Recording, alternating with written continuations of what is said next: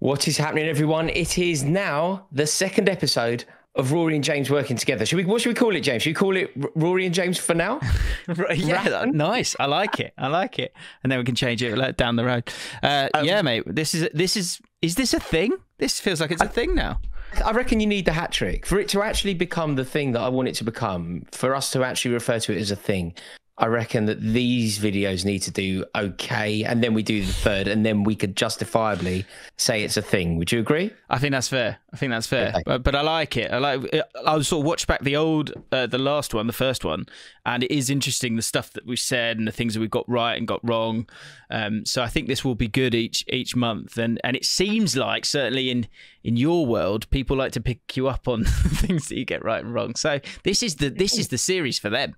They're going to love this. For them. Also, do you know where they're very harsh, James? Because look, I talk about football a lot. I'm naturally going to get a lot of things wrong. I naturally get a lot of things wrong because I get a lot of things wrong.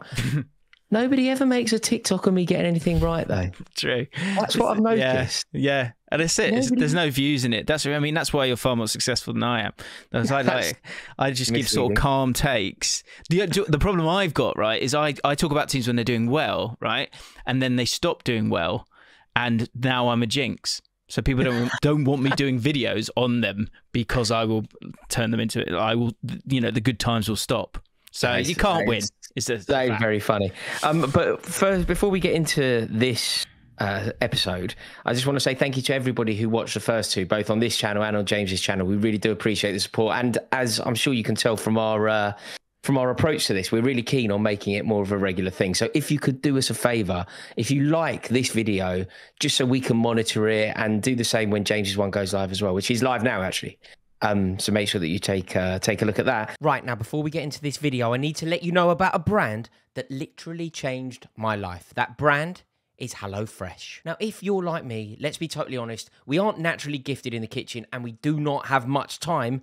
HelloFresh is the perfect brand for you. They have a rapid recipe range. That means that you have a glorious, delicious, healthy, nutritious meal, and it will only take you 20 minutes to put together. And even I can do it. It couldn't be more convenient. Everything that you need is delivered straight to your door. You haven't got to go shopping. You haven't got to be walking the aisles. You simply get everything that you possibly need for the perfect meal delivered to your door. Now have a look at how easy it is. And what I'm about to make is the perfect Mexican-style beef-loaded wedges. Look, they send you everything that you can need in the perfect amount that you're going to need it. So you don't have to worry about anything. Amounts, nothing. It is all so simple. I'm now going to get cooking. Wow. Look at this. It looks exquisite. I cannot believe that I made this all by myself. Honestly, if you knew me personally, you would not believe that I could put this together. But you know what they say? The proof of the pudding? Amazing. Thank you so much, HelloFresh. Now here's the best bit. You've got to give it a try. If you do, use the code Rory Jennings and you will get 50% off of your first box, 35% off of the next 3, plus 3 free gifts. Simply use the code. But let's dive straight into it now. James, we're bold. We both speak about football all the time. Let's be open here. Let's be honest. What did you get wrong in the last month of Premier League football? What did I get wrong? I just realised I haven't got one down for getting something wrong. Wow, he's an oracle. I know. He's an oracle. He's Nostradamus. Maybe he didn't. I'm trying to think. I can start with this. I get plenty wrong. Do you want me to start? Go on, you start and let me try and find something, because I think I got caught up in watching what you'd got wrong. So I feel like you got... So the one that I would put forward that you got wrong was that you said that Wolves were going to make a play for the Europa League and then Bruno Lage got sacked. There's got to be something that I've got wrong here. Hang on. But that's not my fault. That's not your fault. Okay. No, my point is correct. How? My point is correct. Because part of the reason that I thought they were going to do quite well, and perhaps still do, depending on who they bring in, is because I feel like they have such talented footballers. And the one thing that they lacked was a foil. Somebody who can score goals, somebody who can create goals, somebody who will make space for others. Because in terms of footballers, actual little ballers, they're full of them. They're totally full of top tier footballers. I think, Podence, Neto, Neves. I think they're brilliant players. Yeah. The thing they lacked was a Raul Jimenez of a few years ago. They bought in Diego Costa and they gave Bruno Lage one match with him, and he looked good. I thought Costa. Yeah, I mean, I guess what you're doing here is you're moving. We've been very clear on this. It's going to be that month. Are you correct within the confines of that month? I know what you're suggesting is going, no, I just haven't been right. I'm not right yet, which I like that. Or what I'm suggesting is I'm not right, but it's not my fault. Okay. Wow. My point was correct and it's wrong now, but my point was still correct. Sure. Okay. Fine. I would suggest that the fact that the manager's gone and the fact that they can't seem to score a goal, the fact that they're in the bottom three, and the fact that I made it quite clear that the next couple of games are pretty tricky, I think within in my criteria, I think you were wrong on that one, okay? But we can revisit this in a month's time. And if they've got the new managers in and they're starting to make a charge, I think we're going to be in my video. We'll be looking at some of the fixtures for some of these guys, and there are opportunities there for Wolves. So I can give you that. Okay, I'll tell you what I'll do. I'll accept defeat now. Yeah. But when we talk about the future, okay, I'm going to put them on the table again. All right, nice. That's fine. Deal? And that is the world we live in. Here's what I got wrong. I didn't think, and I know Man United obviously got to get. I've sort of been right and wrong about this, but I didn't expect Man United to even get the 4 wins. I think Ten Hag got Manager of the Month, which we'll be talking about in a sec.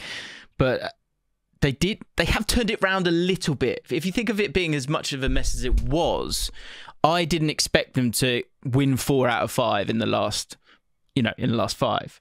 So I would suggest that that is something that I've kind of got wrong so far. Also, I said West Ham would come good, and I think using your, you're standing by it. I'm standing by that. I still think they will come good, but they haven't. They obviously haven't yet. They've won their last game against Wolves, and they're still not that creative. So I think that's probably one as well, which I've got wrong, where I thought, they'd had a couple of games. The Forest game was one that always stays in my mind, where they battered them but didn't get the victory. Mm.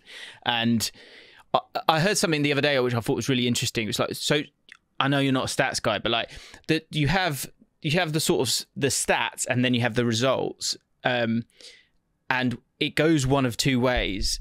Basically, either the performances, the stats lead to the performances getting better, or the results start to chip away and then the stats get bad, in terms of the performance. And so West Ham, I think they're in a funny little space where I thought they would sort of make their way back up to get the results that they deserve. And again, in a month's time, it might be different. But up until now, obviously they're in 15th place, so it hasn't been that great for them. So that is something I got wrong. I found something in the end, believe it or not. Yeah, I think West Ham are a really interesting one, because this is one that I got wrong over the course of the season. Like even if they do come good now, I feel like there's a ceiling when you're that far adrift. There's a ceiling as to how good your season can go. Like I honestly thought that West Ham were going to challenge for top 4. Like I really thought that they were going to use their 2 previous seasons, getting to the semi-final of a Europa League, and use that as a springboard to end the season in 6th, but challenge for the top 4. And I just don't think that can happen now. Do you think managers have ceilings? So, like, here's an example, right? Interesting, yeah. So, Pulis, people used to like, Pulis obviously got chucked in these certain jobs, or Warnock would get chucked in these certain jobs. So many managers, almost like, obviously, your CV prior to it, and especially if you're an English manager, there can feel like there's that kind of ceiling. Whereas if you're a little bit more sexy, you can then get those sort of big jobs. David Moyes got that big job and it didn't work. But he's obviously had, he's done well at times. He's done not as well. At West Ham, he's got a squad here where they've spent a decent amount of money, and he was happy with the squad to a point prior to that. Do you think there could be a case to suggest that David Moyes has a ceiling and so can't be that top 4 manager? It's very difficult to argue with it now, because history and what's going on at the moment, the history that we're living, is telling us that that is the case. But if we were having this conversation in July, I would have said that he was pound for pound top 3 managers in the league last year, arguably even higher pound for pound. taking West Ham United to a Europa League semi-final is ridiculous. You've got to remember who West Ham are as well. Maybe the ceiling isn't only Moyes. Like, you know, West Ham, the last time they won silverware, you know, Frank Lampard's dad. Yeah, Frank Lampard's dad was in the team. Do you know what I mean? It's like, it's Trevor Brooking. I think they beat Arsenal in 80. Yeah. Do you know what I mean? Like, it's that long ago. Yeah. So maybe the ceiling is West Ham, but he had the opportunity at Manchester United. It didn't go well. I just rate him really highly. Do you? I mean, so highly. Yeah, so highly. And I think that's why I feel comfortable in saying they'll be fine and they'll be top 10. I still believe that. I think it'd be interesting to see, you know, with the Europa League or Europa Conference League for them, where exactly they end up. But I just think, I always find it really interesting that sort of, maybe it's one where certain managers suit certain brackets of team, where, like, if you're a slightly more defensive minded manager, then there's going to be a ceiling from that point of view. And that might be the thing with David Moyes, where if you think of what West Ham were, he's brought in great structure, great physicality to that team. And then the next stage of growth after that is that you have to be too good, because the opposition start to go, oh, they're better than us, let's be careful. And I talk about that on my channel all the time. Sort of, it's about concern football a lot of the time. And so I wonder if management is part of that as well. That's where it's like someone like Potter, I really love what he's done with Brighton, because they are attacking and positive. So you can see the jump up to Chelsea making more sense, because it's a similar blueprint. That's where I wonder with someone like David Moyes. But I think David Moyes has also been a bit unlucky, though. You know the players, and I don't know if they played out of their skin or they were just in a purple patch, or maybe they're just not as good as they once were. But you know when it was all going very well for them, and certain players just excelled to a level that we haven't seen. Lately. So I'd say their midfield, like even Declan Rice, who obviously I rate really highly, I feel like he has not played as well as he has done previously. I think that maybe he's pulling his punches. He knows for a fact that he is in the England team. Like there is absolutely no jeopardy around him playing for England. He will start for England. And I just wonder if that's having an impact on his approach. Is he pulling his punches? Is he worried about injuries? Thomas Souček, there was a time when he was, you know, that archetypal, arrive late in the box, Frank Lampard mould, score massive goals. That hasn't happened. And there's only so much that we can blame Moyes for when players who we have previously rated aren't playing to the form that they should be. I think it's about creativity. I would suggest that I think Declan Rice plays the way he plays. I don't think he's thinking about it that much. I understand what you mean in terms of it, you know, I think this is going to be a thought for a lot of players. They're going, you know, we've got a World Cup here. This only happens every 4 years. I don't want to miss out on this. And I think, especially if it's a West Ham where you're not going to, you know, win the league or whatever it might be, I think there's going to be a lot of players that will be very concerned in this month of getting any type of injury. Or like I've heard people talk in the past about every player has an injury all the time and they're all just getting on with it, right? So when you've got a World Cup, like literally, like I was at this event where there was sort of Gareth Southgate was doing getting an award, and that must be a rare feeling for him, for being the best England manager that we've had in our lifetime. Let's not get into that just yet. He was saying the problem you've got, they had 28 days before the last one. This time they've got the games on the Saturday. They fly out on the Monday, I think, to Doha, and their first game's the Monday after that. So it is coming so thick and fast. So are you going, James? Are you going to the World Cup? Not currently. No. I think it's the bulk of it. Unless someone would like to send me there for a game. Well, that's what I was kind of doing here. I'm just flagging. If anybody is listening, James and I are both very keen. Are available. And are not going currently. So I don't know. I'd be concerned about going to an England game with you, because if we lose that game, you're just going to wind. I think you're just going to wind me up. To be honest, especially if we do our best, but we just miss out. You're going to go. And let's face it, James, with Gareth Southgate in charge, how do you know? Well, if you look at his tournament record, then I wouldn't worry at all. I think we're guaranteed to do quite well. I'd look more recently at the Euro Nations record, but we'll talk about that another day. I mean, refer to Spencer. That's whatever Spencer was saying in that video. I was like, I could see how annoyed Spencer was getting in that. The Southgate thing is fascinating. Like, you know, I think this is why this will be good. We are so different on certain things in terms of how we see it. But this is why I like. Do you know what? This is what I like about not only football. This transcends football. I feel like there's this thing in society at the moment, and maybe it's because we're both a bit older, James. But you know, where people like don't talk to people who have different opinions to them about anything.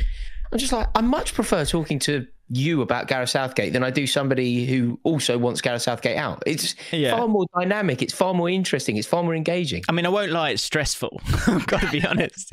Because do you know what? I think this is... I think there's something so much deeper with this, specifically Gareth Southgate, that I think it's not even about the football. I think certain personality types just don't get him. They just don't get him. They don't like that he's not this sort of alpha male, and they struggle with that. Whereas other people that are a bit more beta, they're or a bit more bland, right? They actually appreciate his composure. There might be something in that. There might be something in that, but that's not me, because although I think it is you. No, but James, I loved him until recently. I've just changed my opinion because he has changed. The facts have changed. I love it. Do you know during the Euros? The facts have changed. Anybody I saw you do this. You are so good at constructing an argument. It's amazing. The thing that you were saying about facts about certain players, which aren't facts. I found that amazing. What was that? You said something about the fact is that Trent has to be in it, and it's like, or something around that thing, right? Trent does have to be in it. But okay, what's our best area of the pitch in terms of depth for England? Right back. Okay. And who's the best right back of them all? Reece James. But you can't leave Trent Alexander out of a team. You're insane to leave Trent Alexander-Arnold out of a team, let alone potentially a squad. I mean, squad is too far. I agree with that, but in terms of you can't say that there isn't a debate over Reece James and Trent, right? You can't say that. And Carl Walker and Carl Walker and Trippier, right. So if that is the case, then it's just about opinion and how someone would fit into a squad, right? And so if that is the case, it's not a fact, is it? It's about the treatment of Alexander-Arnold as well, though. What? Okay. The treatment. All right, so let's talk about okay, this is happening. Right, we've got. Wait, should we not do this? Hang on. Do you think we should stick to the plan and do this another day? Maybe this has to be its own thing. I don't know. This is its own thing because otherwise this isn't what we've signed up for and what anybody else has signed up for. Probably, people are sick of it. People are probably. I'm up for this, but we'll do it another day. Okay. Right, I'm going to go back onto our schedule, which is something that I got right. Okay. Brendan Rodgers. I know they had a good win against Forest, but Brendan Rodgers losing game after game after game, being quite prickly, quite aggressive in press conferences, ultimately on course to be sacked. You know, the owner of the club flew in to sack him against Forest, didn't he, if it had gone the other way?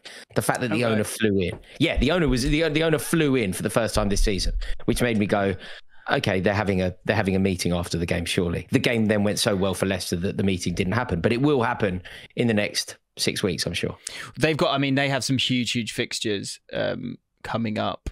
The 4-0, I did a video chatting about it as well, it's misleading because Forest could have done quite well in that game if they'd taken their chances, and the goals were absolute screamers. Like Maddison is carrying that team a little bit at the moment. But there's another one. There's another one, mate. What, Maddison? What, did you get that one? Oh, well, it should be in. Okay. All right. I want to see your squad. I want to see your England squad. I'm sure that video bangs. Well, I'd love to know who gets left out. I'm looking forward to that. I'll do it. Leicester got Bournemouth, Crystal Palace, Leeds, Wolves next 4. And they need to average 2 points a game from those fixtures. Yeah. They need to average 2 points a game. Off the back of those 4 fixtures, they need to be averaging 8. They need to get 8 points out of those 4 fixtures. Minimum. Yeah, it's huge for them. I mean, they could easily do that. They obviously have the personnel to do that, but I think you're right. The pressure is still on when it comes to it. In terms of what I got right, I got a couple of my shouts right, which I was pleased about. So I said that, and this one I think I cheated a little bit. Let's be honest, but because there weren't too many games with the international break. But I said that the 3 West London clubs would be in the top 10 come October 1st, which they all are. And I also called it. I think it's a better one. I said Bournemouth would have a good month. I think that's a shout to push for Bournemouth to have a good month. In this video a month ago, and they've done all right. They're they're unbeaten. They're unbeaten in 3 or 4, aren't they? Yeah. They're currently, let's have a look, 13th in the league, and which I think is a massive success for them. And Gary O'Neill is unbeaten. They're unbeaten in 4. Yeah, drawn 3, and actually, they've got a huge month coming up as well. So I was pleased with that. Bournemouth a shout. They're sort of hanging in there. It's gonna be interesting to see how quickly or if they do fall like a stone, because those teams, if you look at that, so we've got Villa in 14th, West Ham in 15th, Southampton, who I think we expect to be around that area, Palace we expect more from, Wolves you expect more from, Leicester City you expect more from, and Nottingham Forest bought a whole squad. There's Bournemouth are doing all right. Well done, Bournemouth. No, we're fair play. And do you know what? We're moving on to now something that we didn't see coming. That I certainly didn't see coming. But I didn't anticipate Palace to be flirting with relegation. Did you? They've had a tough run of games. They have had a tough run of games.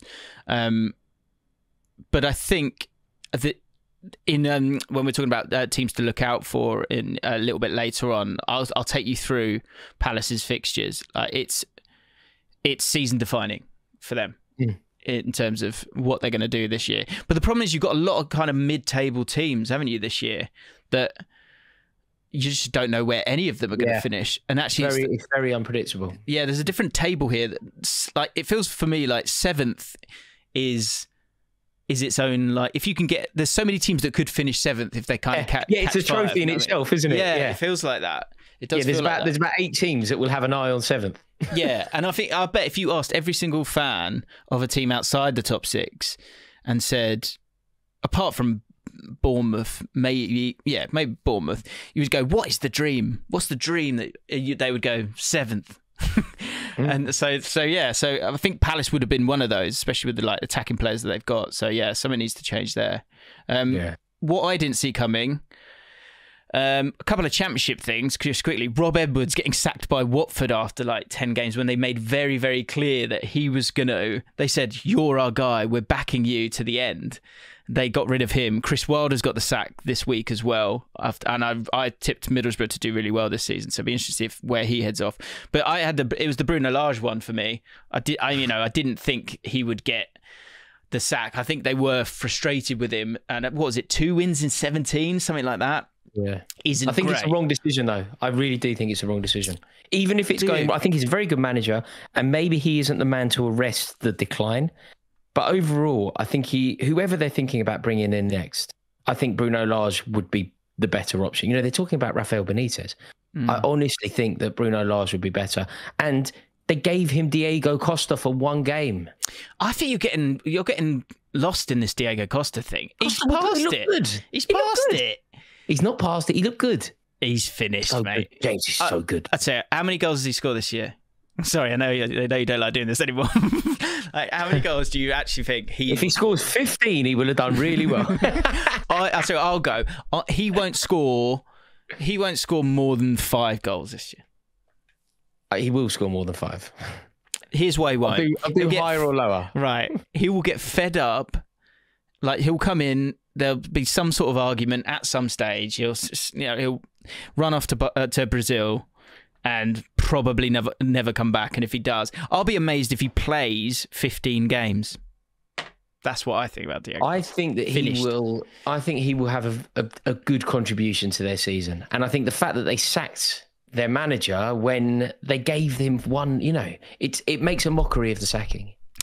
I get that. I think it's one where they've gone, we've got a squad that's better than the way that they're playing. I feel people don't like Jermaine Genius sometimes, but like I thought one point they made was quite good on Matchday 2 was he was saying that he said it's got to be a mindset thing here, because for them to, like, you've got all these tricky little players, like where's the movement, like where are the runners, like that was, you know, where are the goals, even if you've got, because you could play these technical players, and if you've got a more attacking coach, I think like Potter gets more out of that squad, scores goals with that squad, whereas you're just not getting it with him. Like the goals, there were even when Wolves were doing well, it was more that they weren't conceding than they were scoring goals, and they have got enough players there to do that. So I think it was actually the right time to do it, because you do it now, go get someone a bit more attacking, and then truly see what you can do. And either way, you're probably going to be mid-table anyway.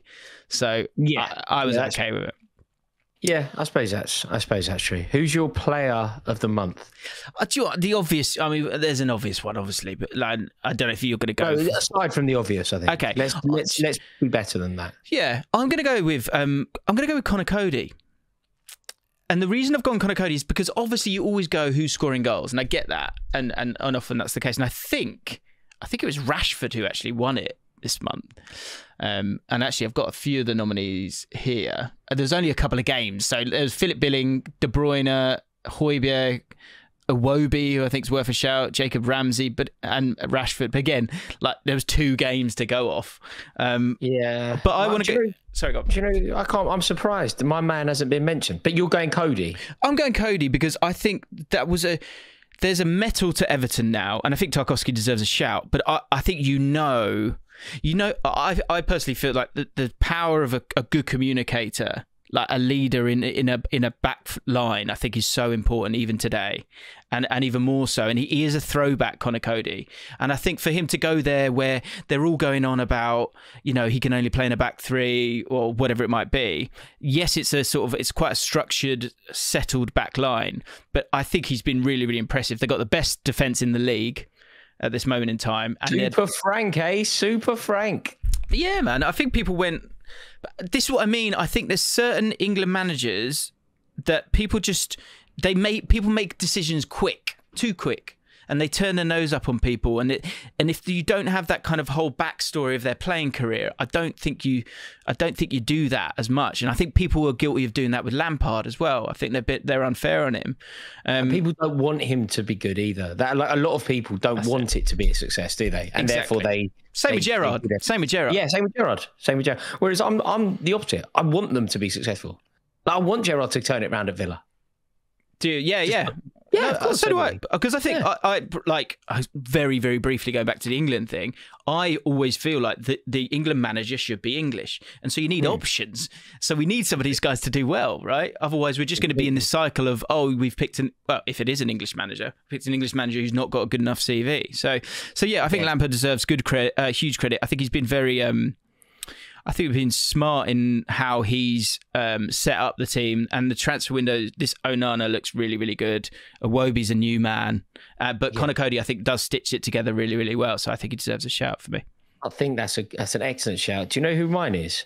And I've had an argument. I don't know if you saw. I did the Saturday social with Robbie. You know Arsenal Robbie? Yes. And they all jumped on me, James. What's happened now? Joe, whose opinion I rate really high. Like, Joe's very good, right? Smithy, bang on. I said Danny Welbeck's brilliant, and I stand by this. I think Danny Welbeck is brilliant. I agree. I think he's my shout for Player of the Month. I thought he was magnificent against Liverpool the other day. Trossard gets the headlines, obviously, and rightly so. Sure. But Danny Welbeck was sensational. He was brilliant at Old Trafford earlier in the season. I think he is just a class act, and I had a bet that he makes it to the World Cup. Okay, well, that's where you lost me. I don't think it's... No, I think... And when I say that, I mean... He won't. It just won't happen, sadly. But I agree with you in terms of saying he's an amazing player. And actually, I watched the video of you guys on the Brighton Man United game. And at the start of that video, you're all taking the piss out of Welbeck. And by the end of that video, you're all like, bloody hell, like this guy is actually a very, very complete target man. And I think he always was. I just think he's had such a problem with injury. And he's playing for Brighton. So he gets written off. I think he's class. And I think you're right. I think the problem you've got is, I think Tony's a special player. And I think he's another one who I'd love to, I'd be intrigued to see him get a move to a a big a greedy six club. But I think I'm not convinced, James, that if we make it a little bit not about Southgate in any kind of opinion thing here, just the facts about Southgate. I don't think that Southgate fancies Tony. I don't think he fancies Abraham. I don't think he's into the other options. And therefore, I can see a world in which Danny Welbeck gets a chance at the World Cup. I'll tell you what I would say is, I bet if he was to do that, he'd get slaughtered. He would get slaughtered. Not by me. Okay, well, I'll keep you to that. I'll keep you to that. I think what the thing they said about Tony was they said this is a longer term thing, which might be a cop out. I get that, but I also think that with the Nations League, it was a case of like with that lack of preparation. And again, maybe the Italy game was so bad that he went, I need to go with my guys here. Or he might have gone into it saying that we're going to play our best team on both occasions so that best team knows what they're doing going into that first game. I don't know. The issue would be, though, and this, again, gives my Welbeck shout a little bit more mileage and oxygen, I think. If Tony were to go to the World Cup and have to play, it would be Tony making his debut for England at the World Cup. Whereas that's a good point. Danny Welbeck's led the line for Manchester United in the Allianz. He's led the line for England in tournaments. Like he will not be awestruck or out of his depth. Whereas Tony, I don't think will be, but might be because we don't know. Yeah, I get what you're saying. No, I think it's a really good point. And actually, Welbeck's been great for England. I know it's a really long time ago. 2012, wasn't it? Was it Kiev? Wow. Yeah. Do you remember he scored a back heel? He scored a back heel against Sweden. I don't remember that, to be honest. I think in the Euros. He scored a back heel in the last... I swear we beat Sweden 3-2 and he scored a back heel. Have I just made that up? Mate, I have no idea, but I know he led the line really, really well. So yeah, I get, and he brings players into play. He plays for a team that likes the ball. I don't hate that shout at all. But I don't think I'd be amazed if he got picked. He's my player anyway. He is my player of the month, which now nicely leads us on to undercover notable mention. Is there anyone you think you just want to give an honourable mention to? So you mentioned him, Trossard. I think Trossard is an interesting one. Trossard he had a year left on his contract, and I think it was something that Brighton had in, control of. I don't know if they've triggered it or not. But there was talk about Everton getting Trossard when the Anthony Gordon thing was happening. And I said on Sky Sports News, I was like, let Gordon go, take your 60 mil, go buy Trossard for 20 mil. And you've got, you've got right now, today, you've got a better player. And I think, the goals that he scored this year, like he's flying. I can't believe, like scoring a hat-trick at Anfield. That's not winning. That's kind of legacy stuff though, isn't it? Yeah. Yeah, like that will be a trivia question. That's worth remembering. But when you think about hat tricks at Anfield, like they do mean so. Like I can remember them. Do you remember when Robbie Fowler did it against Arsenal in like 5 minutes? Oh, like, yeah. The fact that Brighton, it's amazing what he did. It's a really good shout for an honourable mention. I think it's a really good one. Yeah, Dennis Bailey for QPR on Dennis New Bailey Year's did Day. It at Old Trafford, didn't he? Yeah, that's it. That's what everyone remembers it for. Yeah, exactly. Wasn't it Old Trafford? It was Old Trafford. Yeah. So sorry, Dennis Bailey, Old Trafford. Fernando Torres against QPR. If you want to do that, James. But no, I agree. Do you know where I'm going to go with my just honourable mention? But we have touched on it already, so we can gloss over it a bit. But I just want people to acknowledge the job that Frank Lampard's doing at Everton. I think if it wasn't going well, if he was having the season that Rodgers is having, it would be constantly trending on Twitter. But because it's going fairly well, and because Everton are doing okay, and because what's definitely not going to happen now, barring a disaster, but what is looking very unlikely, Everton won't be relegated. And that is success for who Everton are today, for what Everton represent today, for their squad, for where they finished last season. Simply not being in a conversation for relegation is success. Yeah, I think this kind of moves us on to the next bit as well. So the manager of the month, I was thinking Lampard and Gary O'Neill, and I think Lampard is a good talking point. I listened to a podcast ages ago, but it's stuck in my mind, and it was this. What's his name? It was J-Lo's old fella, Alex Rodriguez. A-Rod, exactly. And he was talking to this American sports radio host who's had like a 60-year career or whatever. And the thing he was saying was, he said they was like, what have you learned over the years? And he was saying negativity sells. He said really? He said negativity sells. And when you were talking there, you think about Lampard and how people will jump on him. So, you know, the same was with, say, Arsenal. The same goes with Man United, and most teams, right? But Lampard in particular, people won't talk that much. It will go quiet at Everton, and that is as good as it will get. Because I do think that people are after Lampard a little bit, and so it's only when it becomes negative or it goes wrong, then everyone will be going after Fat Frank. But I think he's done. I can see what this is the thing I think about managers a lot of times. Like, can I see what you're trying to do? I can absolutely see what he's trying to do. He's trying to build a base there with a strong spine and with players that in the attacking areas who are going to work their bollocks off for him, and I like it. I agree. I think that we have a responsibility to make sure that we flag the good news as well. Indeed. Absolutely. I think he's done great, yeah. And Gary O'Neill as well, I think he's done a really impressive job. He's linked with the Middlesbrough job. It'd be interesting to see if he gets it. I don't think he will. My shout is it's going to be Rob Edwards. But he's done an amazing job. And it's going to be, what will be tough now, the problem you've got is Gary O'Neill's done so well that the next manager who comes in, it's actually got this little bit of pressure going in. Because you're going to have to do better than what Gary O'Neill's done. Yeah. Suddenly it becomes a pressure job. Yeah, exactly. Amazing. James, as always, an honour to welcome you onto this channel. Thank you so much for joining me, exploring those issues. And I think we may at some point before the World Cup have to do a part 2 regarding Gareth Southgate. I enjoyed that. Thank you to everyone for watching. Really do appreciate it. Please give it a like just so we can monitor it, because we really want to be doing this on a regular basis. Let us know your thoughts in the comments below. And make sure you check out James's video. It is live on his channel now. I'll put the link in the description. Have a wonderful day. Ta-da.